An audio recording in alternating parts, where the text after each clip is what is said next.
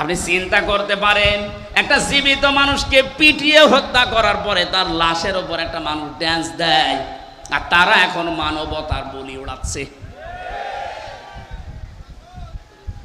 7 সালে আমি তখন ম্যাট্রিক পরীক্ষা দেই, আসছিলাম সিরাজগঞ্জ থেকে। রাস্তার মাঝে দেখলাম একটা মরা কুকুর পড়ে আছে। ড্রাইভার গাড়ি চালিয়ে না দিয়ে বাম দিয়ে ঢুকিয়ে দিল। গাড়ি একটু ঝাঁকি দিয়েছে, ডাক দিয়ে বললাম, ড্রাইভার সাহেব আপনি কি করলেন? এখন একটু উল্টিয়ে যেত গাড়ি। ড্রাইভার আমার বলছে, দেখেন না একটা মরা কুকুর পড়ে আছে, আমি ডবল করে আমার চাকা চালাবো, আমার বিবেক নেই।